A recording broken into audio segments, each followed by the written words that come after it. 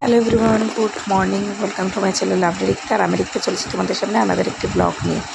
আজ হচ্ছে বুধবার, মানে ভাইফোঁটার আগের দিন। ভাইফোঁটা তো আবার বৃহস্পতিবার পড়েছে, আর বুধবার দিন দুষ্টুমারি স্কুল আছে। সব মঙ্গল তো ছুটি ছিল, তা ভাবলাম যে গাড়ি যখন আসবে তার একটু স্কুলে পাঠিয়ে দিই। তো এখন ওকে কিন্তু স্কুলেই তুলতে যাচ্ছি। তো তোমার সবাই কেমন আছো? সব ভালো আছো? আর আমি কিন্তু বেশ ভালোই আছি। পুজোতে ঘুরছি ফিরছি খাচ্ছি, আর পেছনে দেখলে কত জামাকাপড় কেচে দিয়েছি। কিছু জামাকাপড় তো আমার দড়িতে ধরেও নি, সেইগুলো কিন্তু আমি আমার চায়ের ছাদে মেলে দিয়েছি। তোর গাড়িতে ওকে তুলে দিয়ে সোজা চলে আসলাম ঘরে। আজকে রান্নাবান্না থেকে ছুটি, রান্নাবান্না মাই করেছে। তো দেখো এখানে রয়েছে হাঁড়িতে ভাত, আর এখানে রয়েছে পেঁয়াজ আলু ভাজা, মাছ ভাজা, পাতা বাটা, আর এখানে রয়েছে আলু দিয়ে পটল দিয়ে মাছের ঝোল। এখানে মিষ্টুমার জন্য ডাল সেদ্ধ, শসা, লেবু, আর এখানে আগের দিনের ভাত আর ডাল রয়েছে। আর এখানে করেছে লাউয়ের ডাঁটা দিয়ে একটা তরকারি। আর এইখানে হচ্ছে কিন্তু garlic chicken. First time garlic chicken রান্না করছি, আমার অনেক দিন ধরে খাওয়ার ইচ্ছা হচ্ছে। এটা কিন্তু রাত্রিবেলা ভাবছিলাম পরোটা দিয়ে খাবো, দেখা যাক কী হয়। রান্নাটা তো করে রাখি। তো এইটা করে করেই কী করব এক কাজ সেরে উঠতে না উঠতেই সুরজিৎ দিয়ে গেল আরেক কাজ, সেটা হলো গিয়ে পিৎজার জন্য মাংস তৈরি করা। যেহেতু পরের দিন ফোঁটা, তো আমাকে সকাল সকালই বাড়ি চলে যেতে হবে, কারণ এবার ফোঁটা আগের দিন লেগে যাচ্ছে আর ওই দিন ছেড়ে যাচ্ছে তাড়াতাড়ি।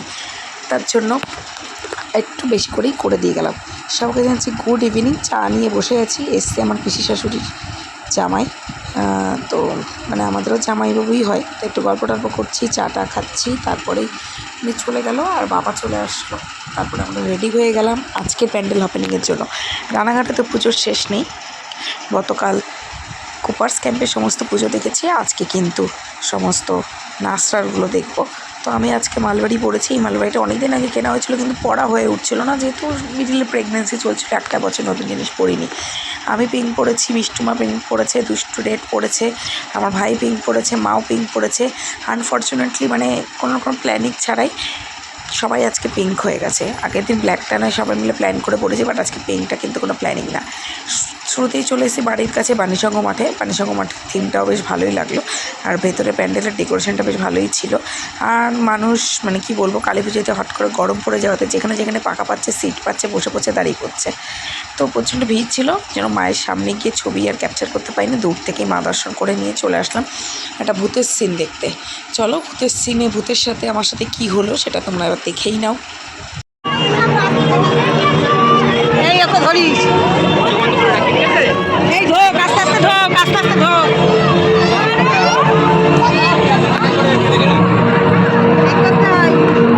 ওকে ধরিস।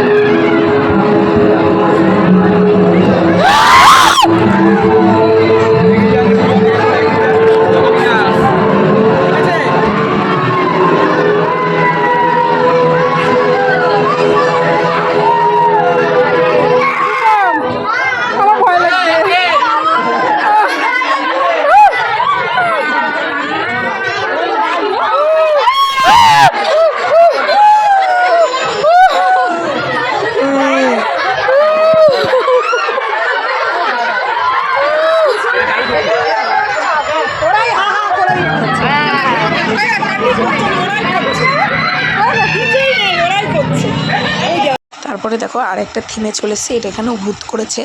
তো আমি তো ওই ভূতের সময় তো মুখ টুক ঢেকে ঢেকে নিয়ে কোনোরকম পালিয়ে চলে এসেছি।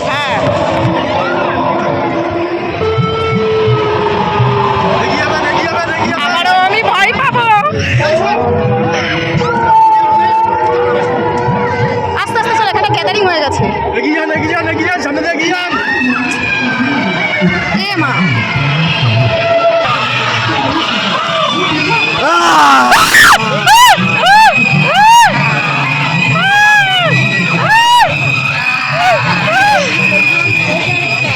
আমার হাত ছাড়ো, আমার হাত ছাড়ো।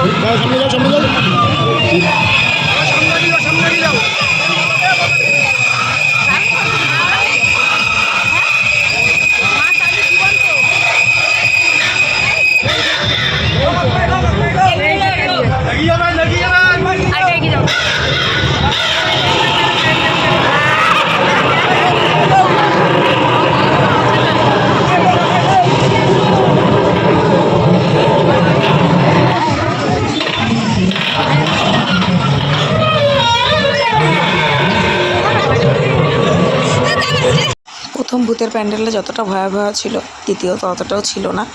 যাই হোক, ভয় কাটিয়ে চলে এসেছি। এখানে একটা শীষমহল করেছে, তো ভালো লাগছিলো। এখানে আমরা অনেক ছবি ভিডিও বানিয়েছি। আর মিষ্টু দেখো নেমে গেছে। অনেকেই বলে যে জুতো পরায় না কেন ওকে, ও জুতো পায়ে রাখলে প্রচণ্ড কাঁদে, জুতোতে একটা অস্বস্তি হয়, তার জন্য ওকে জুতো একদমই পরানো হয় না। তার জন্য যাই করি না কেন জুতো ঘরে থাকলেও নতুন থাকলেও পরাতে হয় না, ও খালি পায়ে সব জায়গায় কমফোর্টেবল ফিল করে।